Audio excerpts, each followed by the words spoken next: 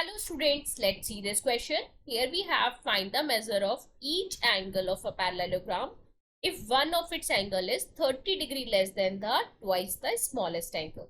तो बेटा हमें यहाँ पर पूछा है कि हमें पैरेललोग्राम के सारे एंगल्स बताने हैं। अगर इसमें से जो एक एंगल है बेटा वो क्या है, 30 डिग्री लेस है, डबल ऑफ स्मॉलेस्ट एंगल के।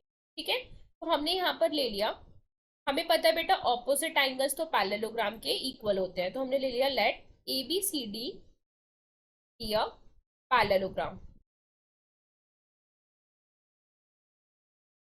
तो बेटा इसके ऑपोजिट एंगल मतलब एंगल ए हमारा इक्वल हो गया एंगल सी के और एंगल बी हमारा इक्वल हो गया एंगल डी। ठीक है, अब हमने ले लिया बेटा let A B the angle A B the smallest angle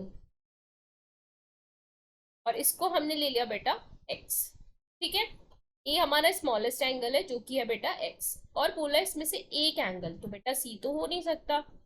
d angle हमारा क्या हो गया, कितना हो जाएगा 30 degree less than the twice the smallest. Twice मतलब 2x से कितना कम बेटा 30 डिग्री, तो ये हमारा हो गया एंगल b। अब हमारे पास बेटा सारे एंगल है क्योंकि ए और सी इक्वल है, बी और डी इक्वल है।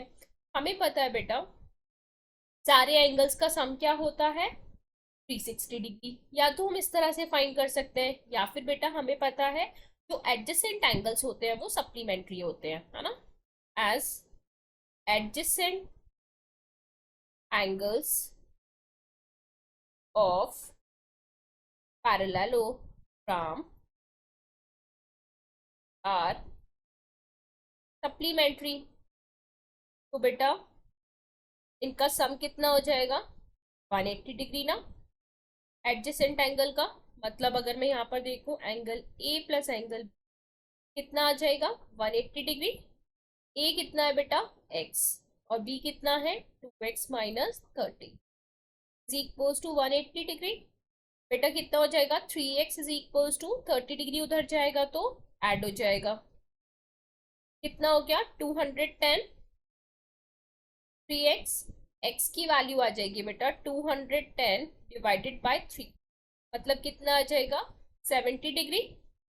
x बेटा मिल गया हमें, मतलब एंगल a हो गया हमारा 70 डिग्री, एंगल c भी हो जाएगा हमारा 70 डिग्री।